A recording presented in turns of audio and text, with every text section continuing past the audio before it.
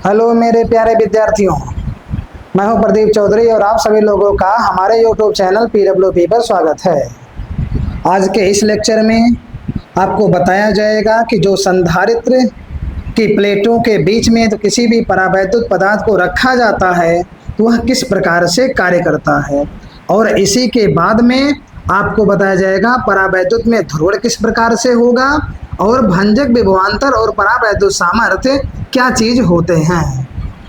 और आपको ये भी बताया गया था कि जितने भी डेरिवेशन पीछे पढ़ाए गए हैं उन सभी को आप अच्छे तरीके से आप रिवाइज कर लें, जिससे अभी जो भी एग्ज़ाम आएंगे या फिर जो बोर्ड का एग्ज़ाम फाइनली आएगा उसमें आप अच्छे से अच्छे नंबर को प्राप्त कर सकें। तो आपका कॉन्सेप्ट बेस आज का जो है लेक्चर होगा। कोई सूत्र यहाँ पर आपको डेरिवेट नहीं कराया जाएगा। जो भी चीज़ें हैं पूरी कॉन्सेप्ट पर आधारित हैं, थ्योरेटिकल हैं इसमें। हालांकि जितनी भी चीज़ें आपके लिए आवश्यकता पड़ेगी कि यहाँ पर लिखना जरूरी है तो उन सभी चीज़ों को हम यहाँ पर लिख देंगे, जिससे आप इस हेडिंग के अंतर्गत नोट्स को भी बना सकें। तो यहाँ पर आप पहले हेडिंग को देख पा रहे हैं, संधारित्र में परावैद्युत का कार्य। अब यहाँ पर आप ये सोचिए कि जो भी पदार्थ होता है, कोई भी पदार्थ छोटे छोटे कणों से मिल करके बना होता है और उन कणों को आप परमाणु कहिए और उसी के बाद में अणु का भी निर्माण हो जाता है। तो जितने भी पदार्थ होंगे सभी के पास में ये चीज पाया जाता है।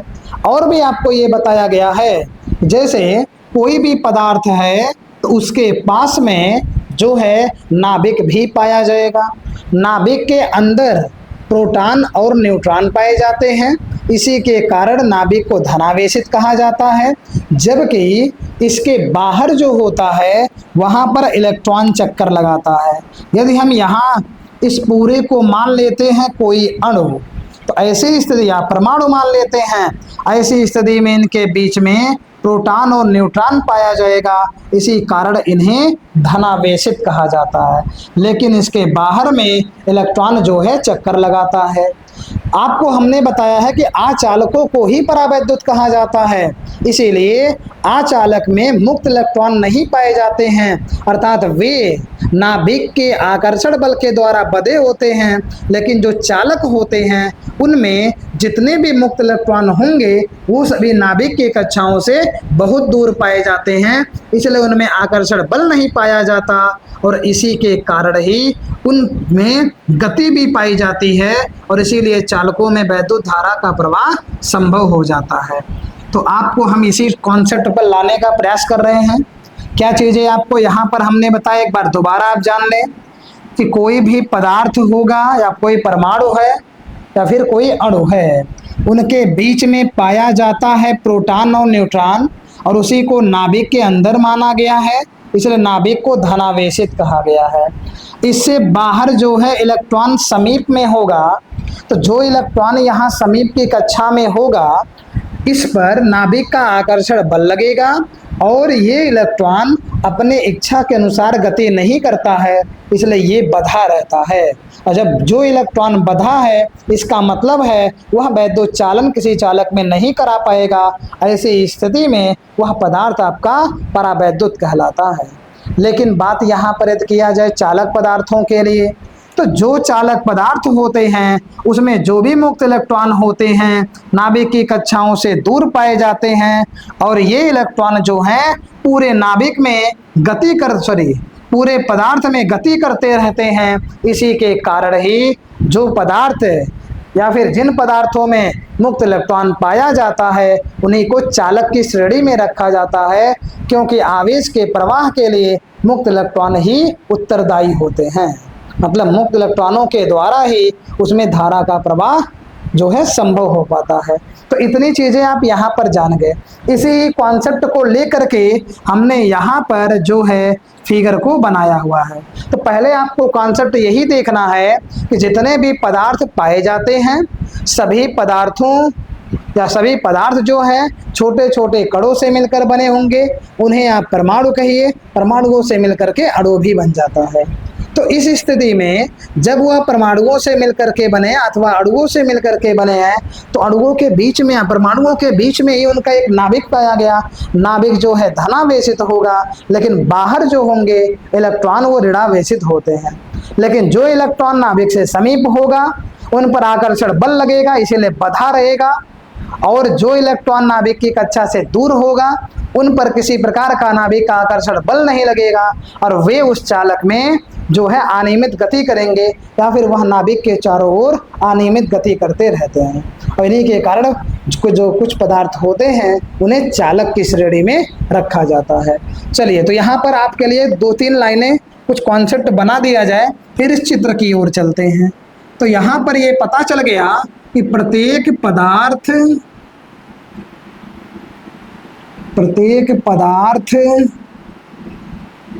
छोटे छोटे अणुओं से मिलकर बने होते हैं। छोटे छोटे अणुओं से मिलकर बने होते हैं, मिलकर बने होते हैं। चलिए, अणुओं से मिलकर बने होंगे। अब ये बताया गया कि जो भी अणु अथवा परमाणु है उनके बीच में नाभिक होगा। नाभिक एक धनावेशित भाग होता है। तो यहीं से आप लाइन को फिर जोड़ दीजिए कि परमाणु में, आप अणु कहिए परमाणु कहिए, हालांकि यह है कि परमाणु और छोटा है, अणु उससे बड़ा होता है। तो यहाँ पर कहेंगे अणु अथवा परमाणुओं, या फिर आप परमाणुओं से, परमाणुओं में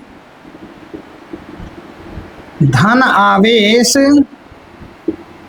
परमाणुओं में धन आवेश नाभिक,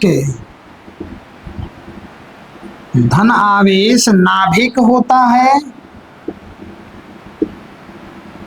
नाभिक होता है, तथा ऋण आवेश, ऋण आवेश, ऋण आवेश कौन होगा? इलेक्ट्रॉन। सिंबल लिख दिए। ऋण आवेश क्या करता है? बाहर चक्कर लगाता है। तो यहां ले देंगे ऋण आवेश नाभिक के बाहर, नाभिक के बाहर चक्कर लगाता रहता है या लगाता है। चलिए, इतना तो हो गया। फिर आपको हमने बताया कि जो आचालक होते हैं उन्हीं को ही परावैद्युत कहा जाता है। और परावैद्युत में जो इलेक्ट्रॉन होते हैं ये नाभिक के बाहर रहेंगे, लेकिन बंधे रहेंगे, वो चक्कर नहीं लगाएंगे, अर्थात वो गति नहीं करते हैं। चलिए, तो यहाँ पर लिख दिया जाएगा परावैद्युत पदार्थ में, परावैद्युत पदार्थ में ऋण आवेश, परावैद्युत पदार्थ में ऋण आवेश नाभिक से बंधा होता है, नाभिक से बंधा होता है।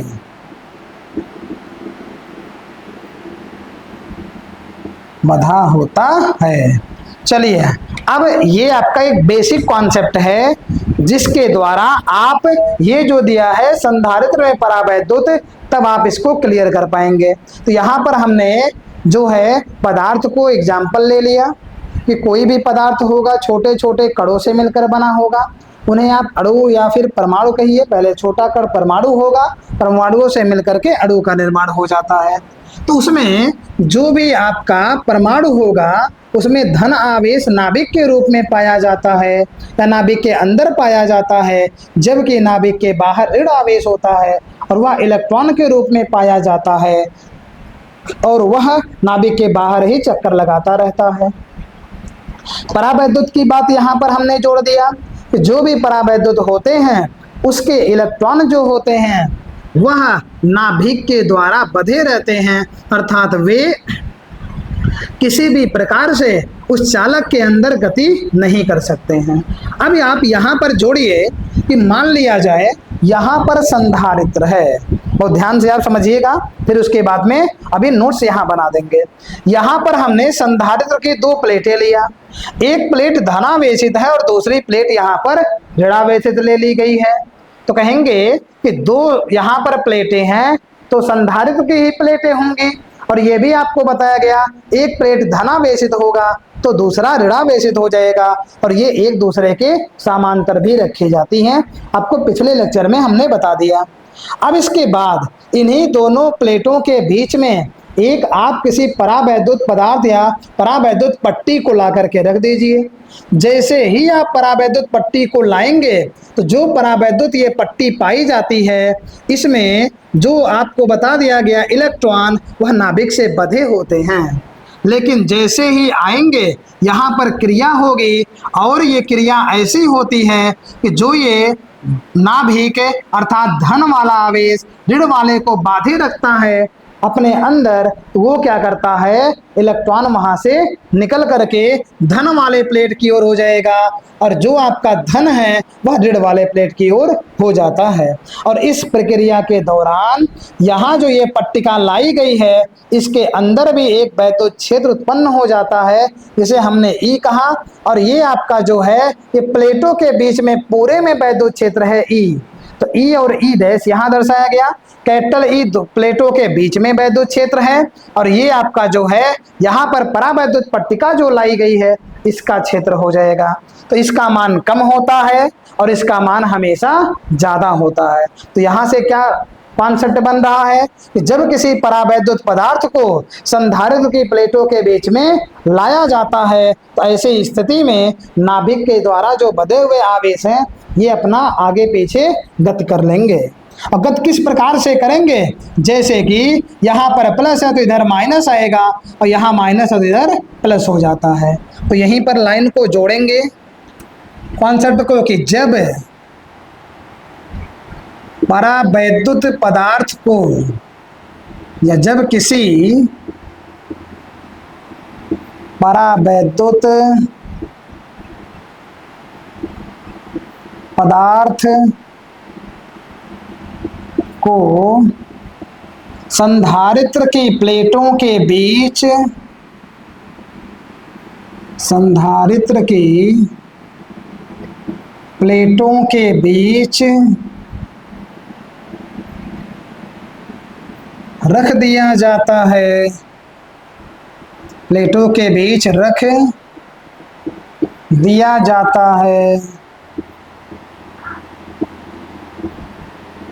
तब चलिए अब आपको यहाँ पर बता दिए हैं कि जो भी यहाँ पर ये बीच में रखा गया है ये परावैद्युत पदार्थ माने या परावैद्युत पट्टिका मान लीजिए। अब ये जो पट्टिका है इसमें नाभिक पाया गया है, और नाभिक जिन इलेक्ट्रॉनों को बांध करके रखा था वे इलेक्ट्रॉन अब क्या होंगे, दूर दूर होंगे, और जो इलेक्ट्रॉन होगा वो धन वाले प्लेट की ओर आएगा, और जो नाभिक खुद ही है जो धन आवेश के रूप में रहता है वह प्लेट की या फिर ऋण प्लेट की ओर चला जाता है।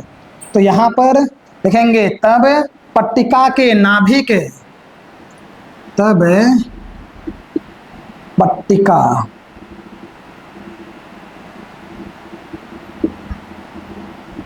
तब पट्टिका के नाभिक ऋण प्लेट की ओर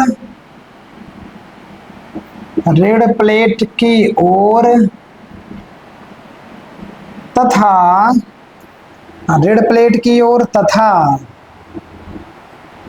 तथा आपका दूसरा क्या बचेगा, इलेक्ट्रॉन, इलेक्ट्रॉन ऋण आवेशित है, तथा ऋण आवेशित इलेक्ट्रॉन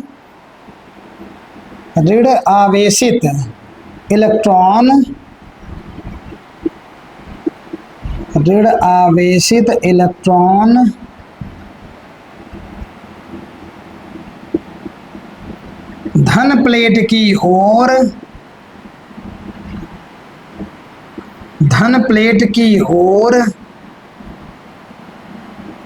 चले जाते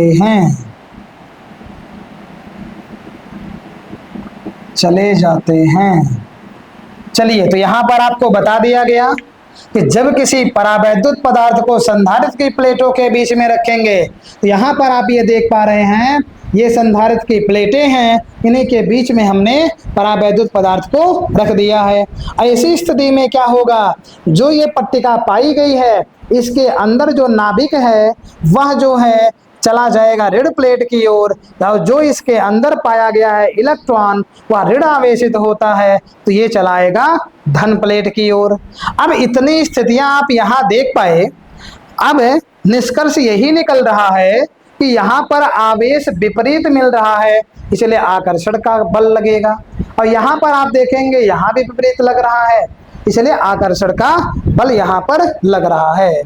तो उम्मीद है इतनी बातें आप अभी क्लियर कर पाए हैं। अब इसके बाद में यहाँ पर जब देखेंगे तो ये जो आपका वैद्युत क्षेत्र है वह पूरे के लिए अर्थात प्लेटों के बीच में कैपिटल ई माना गया है, और जो ये आपका यहाँ पर आवेशों का या इलेक्ट्रॉन नाभिक अपना स्थान जो बदल रहे हैं, इसी क्रिया के कारण इनके अंदर भी एक इलेक्ट्रिक फील्ड या फिर वैद्युत क्षेत्र उत्पन्न हो जाता है, जिसे ई डैश से कहा गया। जो आपका आंतरिक या ब्लेड के बीच में जो ये परावैद्युत पट्टी रखी गई है इसके द्वारा उत्पन्न वैद्युत क्षेत्र का मान कम होगा, और जो पूरे दोनों प्लेटों के बीच में यहाँ पर मान है या भाग है उसके बीच में जो वैद्युत क्षेत्र की तीव्रता होगी वह यहाँ पर अधिक पाई जाती है। अब आप यहाँ पर इसका दो सिरा देख पा रहे हैं। अब यहीं से और स्थिति क्या बनेगी कि पट्टिका के प्रत्येक अणु का, जो भी आप पट्टिका का देख रहे हैं भाग, प्रत्येक अणु जितने भी पाए जाएंगे एक धन और एक क्या हो जाएगा, ऋण सिरा हो जाता है, और दोनों धन और ऋण एक दूसरे के विपरीत में तुरंत ही अपने स्थान को बदल लेते हैं। तो यहाँ पर कॉन्सेप्ट को बनाएंगे कि पट्टिका के प्रत्येक पट्टिका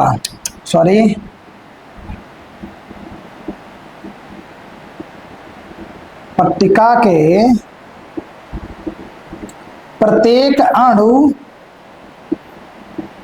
प्रत्येक अणु का एक सिरा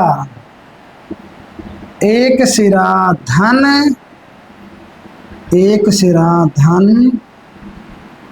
आवेशित या धन आवेशित तथा दूसरा सिरा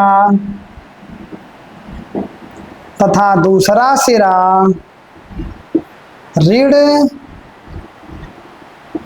आवेशित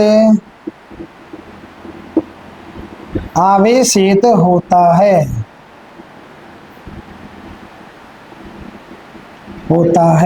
यहाँ बता दिया गया कि जो भी पट्टिका ये है इसमें कोई भी अणु पाया गया है उसका एक सिरा धन आवेशित होगा, और जो दूसरा सिरा है वह जो है ऋण आवेशित हो जाएगा।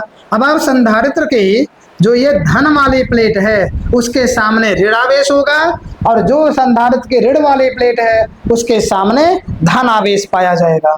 तो आप इसे भी लिख सकते हैं कि संधारित्र की धन प्लेट के सामने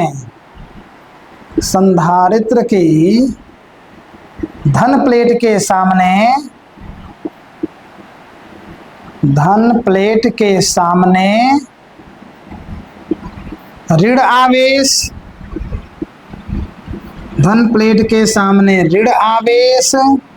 तथा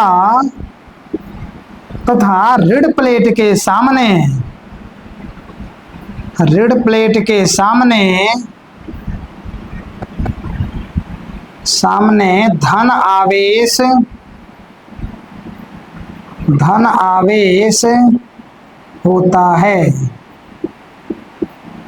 धन आवेश होता है। अब आप यहाँ पर ये देख लिए, जो ये कॉन्सेप्ट यहाँ हमने लिखा दिया, ये चीज आपका सीधे सीधे यहाँ चित्र से ही लिखाया जा रहा है कि आप संधारित्र की धन प्लेट को देखेंगे तो धन प्लेट के सामने जो है ऋण आवेश पाया जाएगा, और जो यहाँ पर संधारित्र की ऋण प्लेट दिखाई गई है इसके सामने जो है धन आवेश पाया जाता है। और यही जो क्रिया होती है यही आवेशन के लिए या फिर इस प्रकार के आवेशों को ध्रुवण आवेश कह दिया जाता है। तो एक यहाँ पर और लाइन लिख दिया जाएगा कि इन आवेशों को ध्रुवण आवेश कहते हैं।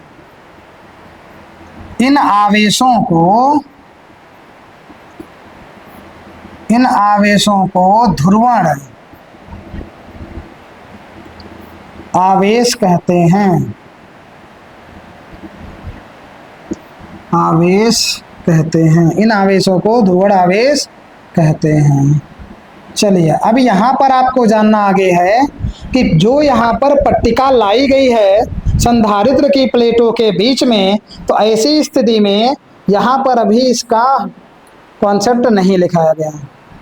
चलिए ठीक, तो यहाँ पर जो भी पट्टिका ये लाई गई है संधारित्र की प्लेटों के बीच में, इसके आने के कारण जो इसके बीच में वैद्युत क्षेत्र की तीव्रता है उसका मान घट जाता है और तीव्रता घटने के कारण विभव भी घट जाता है, लेकिन जो इसकी धारिता होती है, आवेश को ग्रहण करने की जो क्षमता होती है वो बढ़ जाती है। तो क्या यहाँ पर कहेंगे कि जब दोनों प्लेटों के बीच में ये जो आपका परावैद्युत पट्टिका आई हुई है, इसके कारण इसके बीच का जो वैद्युत क्षेत्र है वह कम हो जाता है और उसके कम होने के कारण वैद्युत विभव भी कम हो जाता है, लेकिन यहाँ पर धारिता का मान बढ़ जाता है। चलिए स्थिति यहाँ पर यह अंतिम हो रही है। परावैद्युत पट्टिका के कारण परावैद्युत पट्टिका के कारण प्लेटों के बीच का वैद्युत क्षेत्र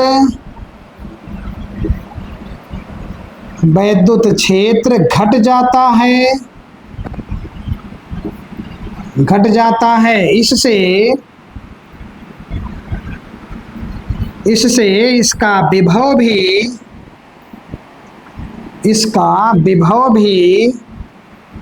कम हो जाता है।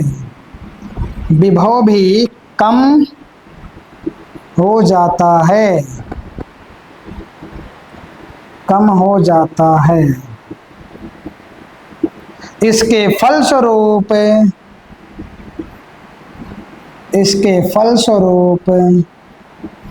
धारिता में वृद्धि हो जाती है।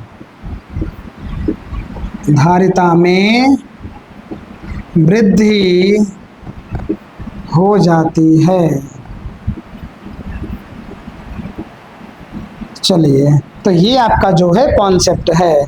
ये सभी कॉन्सेप्ट जो हैं आप हो सकता हो नहीं ध्यान दें, लेकिन आप जब नीट उठ के एग्जाम में बैठेंगे तो नीट के एग्जाम में जब भी आप वहां पर बैठेंगे, ऐसी स्थिति में वहां पर केवल कॉन्सेप्ट की दरकार रहती है, कॉन्सेप्ट की मांग रहती है।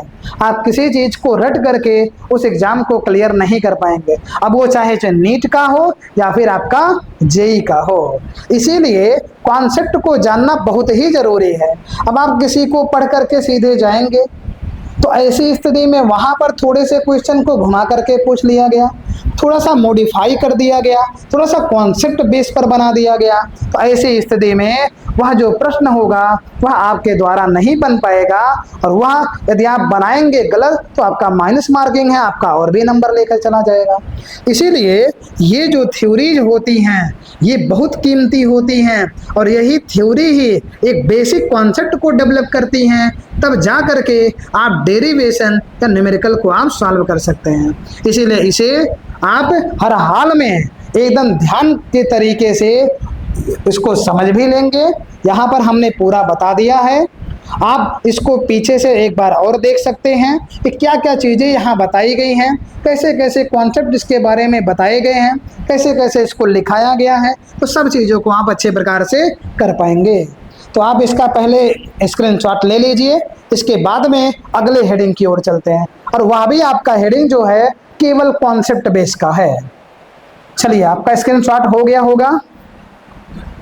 अगला आपका जो हेडिंग होगा वह परावैद्युत में, परावैद्युत का जो है वो ध्रुवण से संबंधित है। इसी प्रकार से ही वो भी आपका है, उसमें भी आपको फिगर के द्वारा भी बता देंगे कि किस प्रकार से ध्रुवण ये परावैद्युत के द्वारा हो जाता है, उसके पीछे का रहस्य क्या है या उसके पीछे का तर्क क्या है। यदि आप इन सभी छोटे छोटे कॉन्सेप्ट को समझते चलेंगे तो आप ये जान लीजिए जो फिजिक्स ये सबके लिए थोड़ी दिक्कत लग रही है, ये एकदम से इजी हो जाएगा।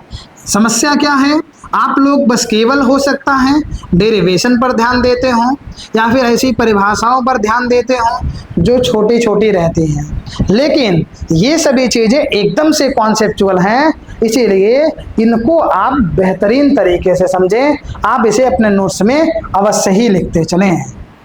चलिए, तो ये आपका जो है क्लियर हो गया। अब आप हेडिंग को डालें परावैद्युत का ध्रुवण। चलिए, आप हेडिंग डालेंगे परावैद्युत का ध्रुवण। यहां पर हेडिंग डाल दिया जाए परावैद्युत का ध्रुवण। परावैद्युत का ध्रुवण। चलिए, परावैद्युत का ध्रुवण यहां जानना है, फिर वही कॉन्सेप्ट लेकर के आना है। थोड़ा सा अंतर इसमें आपको मिलेगा। परावैद्युत की बात आई है तो यहाँ पर फिर वही कॉन्सेप्ट आप बना सकते हैं कि कोई भी पदार्थ होगा तो वह जो है परमाणुओं से मिलकर बना होगा, और जब वो परमाणुओं से मिलकर बना है तो उसका नाभिक पाया जाएगा। नाभिक जब पाया गया तो वो धनावेशित होगा। धनावेशित जब नाभिक है तो उसके बाहर इलेक्ट्रॉन होंगे, तो जो इलेक्ट्रॉन है परावैद्युत की चूंकि बात करनी है, इसीलिए वही इलेक्ट्रॉन इस नाभिक के द्वारा इसमें बंधे हुए रहते हैं। तो आप कॉन्सेप्ट फिर वहीं से जोड़ेंगे। क्या से आपका नया है, इसमें भी आपके लिए हम लिख दे रहे हैं, जिससे आप कभी कभी ऐसा होता है कि कोई परिभाषा आ जाती है या कोई कॉन्सेप्ट आ जाता है, कोई क्वेश्चन ही पूछ लिया जाता है, तो कभी कभी ऐसा क्या होता है कि आप स्टार्टिंग कहाँ से करें, तो ये भी सोचने की बात हो जाती है। इसलिए जब यहाँ पर हेडिंग लिखा गया है परावैद्युत का ध्रुवण, तो आप परावैद्युत को लेकर के तुरंत ही कॉन्सेप्ट अपना बना लीजिए। तो परावैद्युत क्या है आपको ये बताने के लिए, इसकी व्याख्या आपको करनी हो, तुरंत ही आप 2-4 लाइन का तुरंत कॉन्सेप्ट आप खुद से ही दे सकते हैं। कैसे देंगे आपको अभी बताए हैं कि प्रत्येक पदार्थ या कोई भी पदार्थ होगा छोटे छोटे कणों से मिलकर के बना होता है, और जो भी परमाणु होते हैं उन सभी के बीच में एक नाभिक पाया जाता है। नाभिक धनावेशित होता है, जबकि उसके बाहर इलेक्ट्रॉन पाए जाते हैं ऋणावेशित। लेकिन जो भी परावैद्युत पदार्थ होते हैं उसमें नाभिक जो है, नाभिक के बाहर इलेक्ट्रॉन बंधे रहते हैं, वो स्वतंत्र हो करके किसी भी प्रकार से गति नहीं कर सकते हैं। बस यहीं से स्टार्टिंग हो जाती है, किसी प्रकार की कोई समस्या नहीं होगी ऐसे जोड़ने से। फिर आप उसके बाद जब परावैद्युत की बात आई है तो परावैद्युत को आप ले चल के संधारित्र के प्लेटों के बीच में रख दीजिए। चलिए, तो यहाँ पर आपके लिए अभी कॉन्सेप्ट को हम बना दे रहे हैं। चलिए, थोड़ा सा यहाँ पर आप जान लें कि कोई भी पदार्थ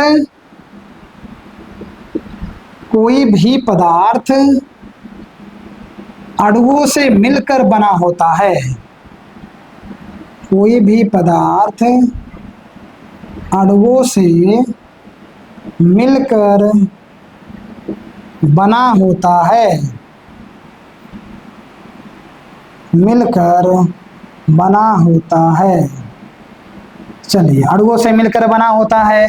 जो धन आवेश होता है, धन आवेश के रूप में नाभिक होगा और ऋण आवेश के रूप में इलेक्ट्रॉन पाया जाता है।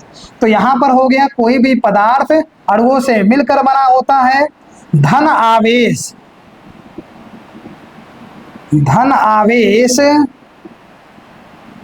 नाभिक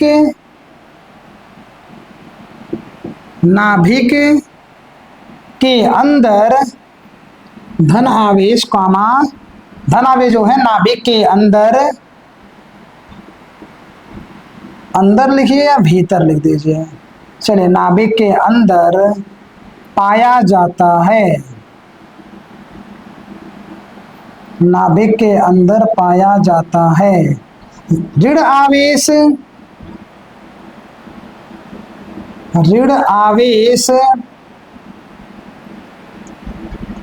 इलेक्ट्रॉन के रूप में ई पे माइनस लगा दिया, इसका मतलब जानिए इलेक्ट्रॉन के रूप में नाभिक के बाहर होता है, नाभिक के बाहर होता है। चलिए, इलेक्ट्रॉन आपका नाभिक के बाहर हो गया। अब यहाँ पर आप देखेंगे इसके लिए कि जब कोई भी परावैद्युत पदार्थ होगा उसे हम लोग संधारित्र की प्लेटों के बीच में लाएं। तो यहाँ पर आप ध्यान दीजिएगा, फिगर एक बना रहे हैं समझने के लिए। मान लीजिए यहाँ पर आपका संधारित्र की प्लेटें हो गई, ये आपका प्लेट जो है धनावेशित है और ये जो प्लेट है ये ऋणावेशित हो गया। इनके बीच में एक परमाणु को ला रहे हैं और इसमें अब आप देखेंगे नाभिक के अंदर ये आपका पूरा पदार्थ है और पदार्थ के अंदर ही आपका अणु है। अब ये जो पाया जाता है परमाणु के भीतर होता है, तो ये समझ लीजिए पूरा परमाणु है, इसके भीतर धनात्मक भी पाया गया है, ऋणात्मक भी पाया गया है। तो धन और ऋण दोनों पाया जाता है। तो आप देखेंगे धन जो पाया जाता है नाभिक के अंदर और जो इलेक्ट्रॉन होता है वो नाभिक से बाहर होता है। अब जब इसे जो ये परावैद्युत पदार्थ है जब इसे संधारित्र की प्लेटों के बीच में लाया जाएगा, ऐसी स्थिति में इनके पास जब ये धन और ऋण दोनों आवेश हैं तो ये धन आवेश प्लेट है, इसके पास में ऋणात्मक वाला आवेश आएगा, इधर चला आएगा और जो नाभिक के अंदर धन आवेश था वो निकल करके इधर चला आता है। तो ये आपका जो क्रिया है वही आपका जो है यहाँ पर ध्रुवण के लिए कहलाएगा। अर्थात यहाँ पर फिर कॉन्सेप्ट ये बनेगा कि जब किसी परावैद्युत पदार्थ को कहाँ रख दिया जाए, प्लेटों के बीच में। चलिए यहीं पर जोड़ दिया जाए कि जब किसी परावैद्युत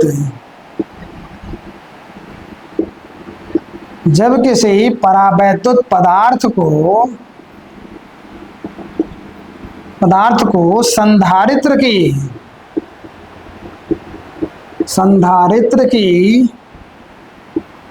प्लेटों के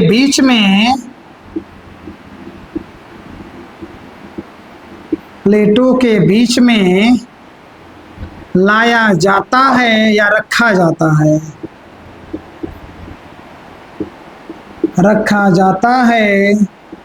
तब नाभिक, चलिए यहाँ पर आप वैद्युत छेद की तीव्रता की दिशा को भी देख लीजिए।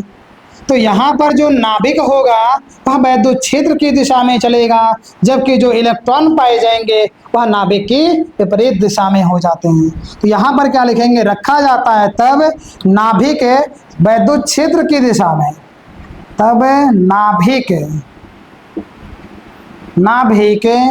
वैद्युत क्षेत्र की दिशा में जबकि इलेक्ट्रॉन जो है ये विपरीत दिशा में, जबकि इलेक्ट्रॉन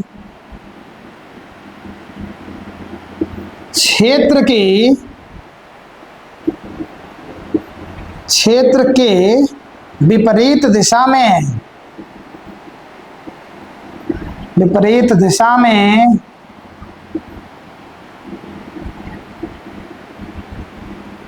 चलने लगता है, विपरीत दिशा में चलने लगता है। अब आपने देखा, अब यहाँ ये भी ध्यान दीजिए कि आखिर यहाँ पर वैद्युत छेद की तीव्रता का क्या रोल है। यदि यहाँ पर आप इसी परावैद्युत को प्लेटों के बीच में नहीं रखेंगे तो जो यहाँ पर नाभिक के गति करने अथवा इलेक्ट्रॉन के विपरीत दिशा में गति करने का दिशा है या फिर जो ये प्रभाव उत्पन्न हो रहा गति करने की क्षमता है वो कभी नहीं होगा। तो सीधे से आप कह सकते हैं जब किसी भी परावैद्युत पदार्थ को स्वतंत्रता पूर्वक रखा जाएगा, संधारित्र की प्लेटों के बीच में नहीं रखा जाएगा, तो उसमें नाभिक ना ही गति करेगा और ना ही आपका इलेक्ट्रॉन गति कर सकता। लेकिन जैसे ही आप इसे वैद्युत क्षेत्र में रखेंगे, क्योंकि जब प्लेटें दोनों आएंगी इनके बीच में वैद्युत क्षेत्र भी पाया जाएगा, तो ऐसी स्थिति में यहाँ पर ये धन और ऋण दोनों अपना इधर उधर गति करना शुरू कर देते हैं। तो यहाँ पर लिखेंगे, और ये जो वैद्युत क्षेत्र है ये बाहर से लाया गया, क्योंकि इसको हम लोग पहले अलग रखे थे, इसको ला करके रखे, इसका मतलब वैद्युत क्षेत्र इनके पास नहीं है, ये बाहर से इनको मिल रहा है। तो यहाँ पर ये बन जाएगा स्टेप कि बाह्य वैद्युत क्षेत्र के प्रभाव चलिए, बाह्य वैद्युत क्षेत्र, बाह्य वैद्युत क्षेत्र के प्रभाव से परावैद्युत परावैद्युत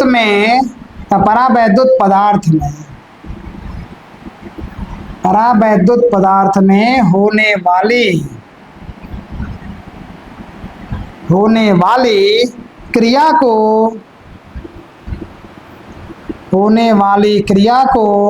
परावैद्युत का ध्रुवण कहते हैं। क्रिया को परावैद्युत का ध्रुवण कहते हैं। परावैद्युत का ध्रुवण कहते हैं। चलिए, तो ये आपका जो है कॉन्सेप्ट यहाँ से बन गया कि आखिर परावैद्युत का ध्रुवण क्या होता है। चलिए, इसमें अभी आपका जगह खाली है, दो आपको परिभाषाएं जाननी हैं। एक आपका है परावैद्युत सामर्थ्य और एक आपका है भंजक विभवांतर। चलिए, तो आप भी इसका स्क्रीनशॉट अभी बाद में लीजिएगा, पहले आप हेडिंग डाल लें सीधे, और ये भी अगली भी कड़ी इसी से जुड़ी हुई है, तो आप हेडिंग को डाल लें परावैद्युत सामर्थ्य।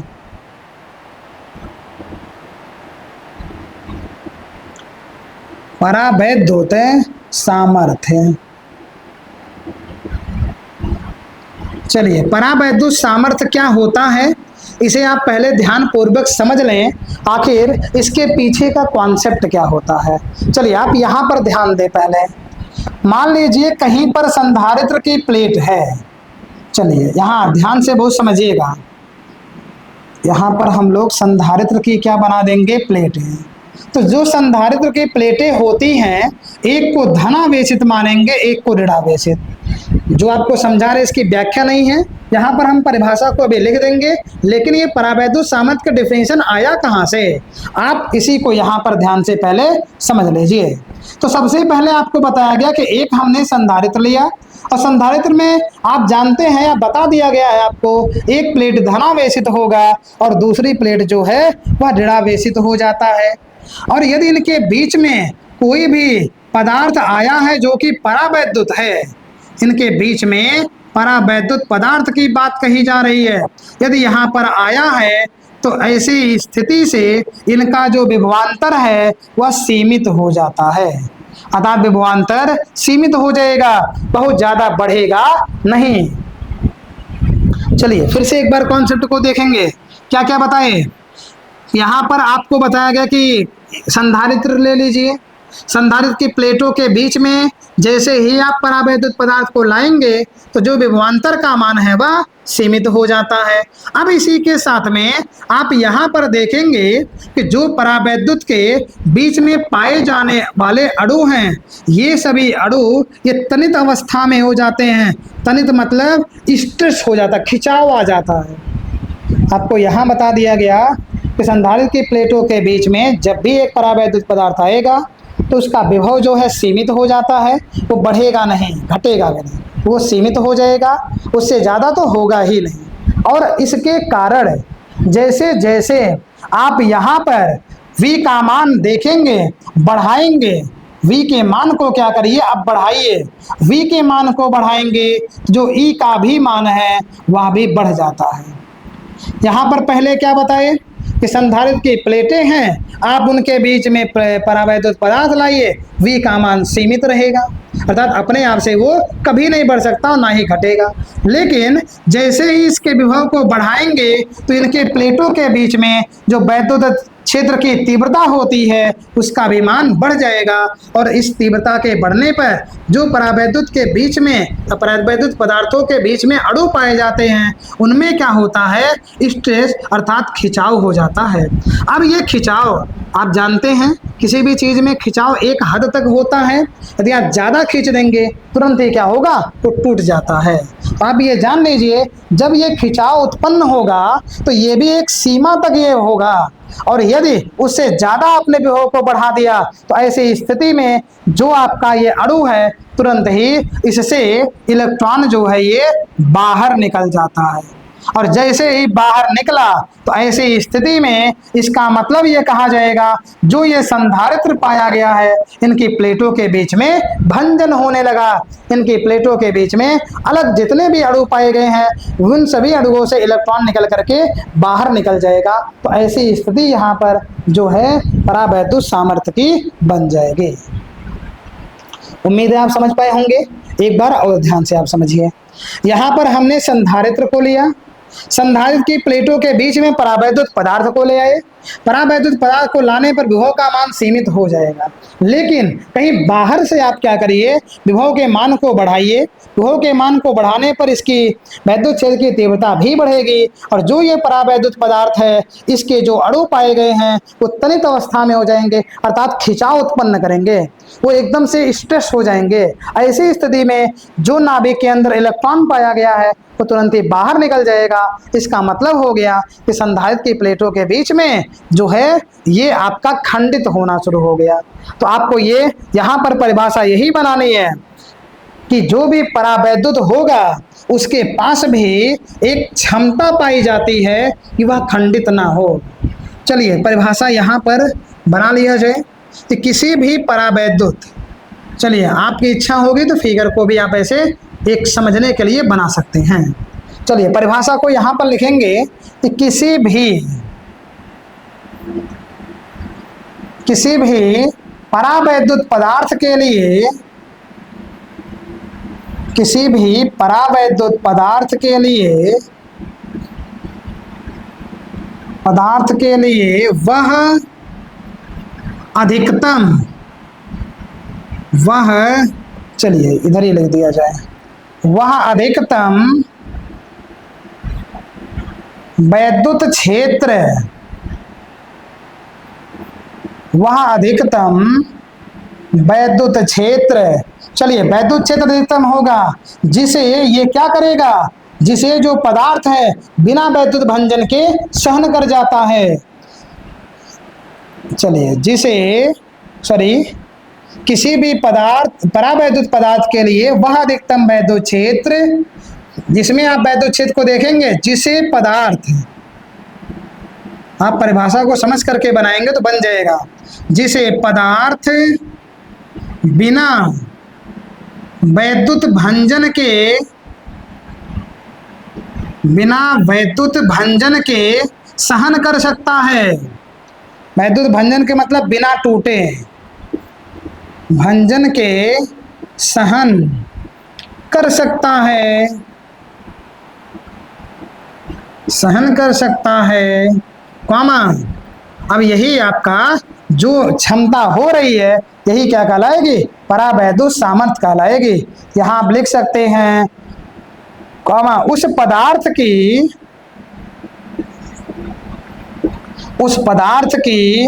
परावैद्युत सामर्थ्य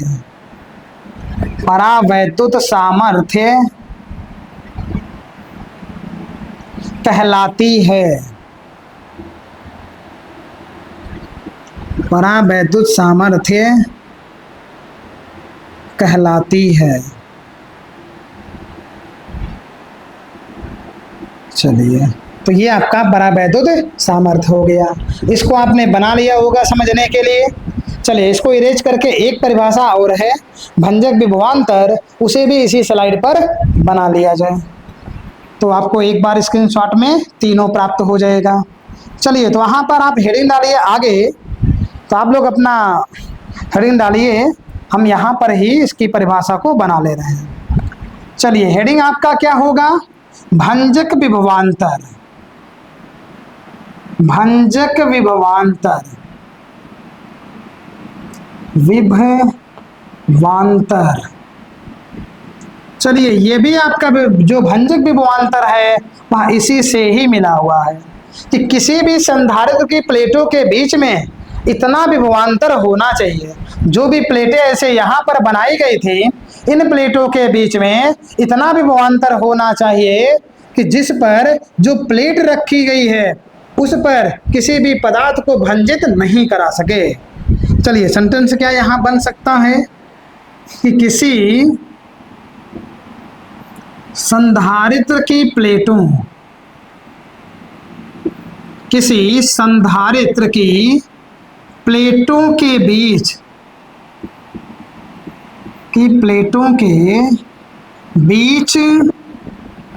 वह अधिकतम विभवांतर,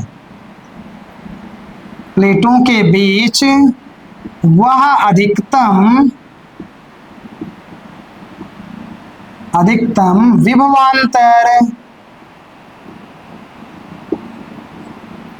विभवांतर जिस पर प्लेटों के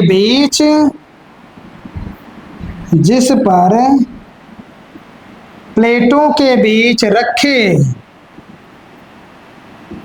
क्या रखा रहेगा? परावैद्युत पदार्थ।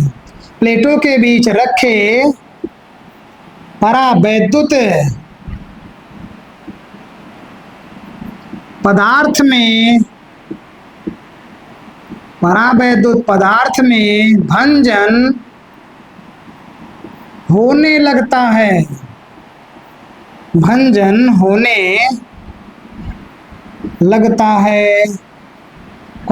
उसे भंजक विभवांतर कहते हैं। भंजक विभवांतर कहते हैं। चलिए, तो आप देखेंगे तो थोड़ा सा अंतर यहाँ पर मिलेगा। यहाँ पर कहा गया है कि जिसे पदार्थ बिना भंजन होने से पहले सहन करे वही आपका कहलाएगा परावैद्युत सामर्थ्य, और यहाँ पर ये वैद्युत क्षेत्र पर निर्भर है, और यहाँ पर ये आपका जो है प्लेटों के बीच अधिकतम विभवांतर निर्भर है कि उतना विभवांतर होना चाहिए जिस पर वह जो प्लेटों के बीच रखा गया परावैद्युत पदार्थ होगा वह पदार्थ जो है भंजित अर्थात धीरे धीरे टूटना शुरू हो जाए। तो ये आपका पूरा लेक्चर हो गया है। आप इसका स्क्रीनशॉट ले लीजिए पहले। चलिए, स्क्रीनशॉट हो गया है। अब इसके बाद में जो भी आपको आज के इस लेक्चर में बताया गया है कॉन्सेप्ट, इनको एकदम से बेहतरीन तरीके से पढ़ेंगे। इसमें किसी प्रकार का कोई सूत्र नहीं आया है, इसीलिए इसे आपको थोड़ा सा सोच करके पढ़ना पड़ेगा। हाँ, ये चीज़ें ऐसे हो रही हैं, इसलिए हमने जहाँ आवश्यकता पड़ी है हमने फिगर को ड्रॉ कर दिया है जिससे आप और भी अच्छे तरीके से समझ सकें। अब इसके बाद में आप इसे अपने नोट्स में लिख लीजिए। मिलेंगे हम नए लेक्चर में नए कॉन्सेप्ट के साथ, तब तक के लिए जय हिंद।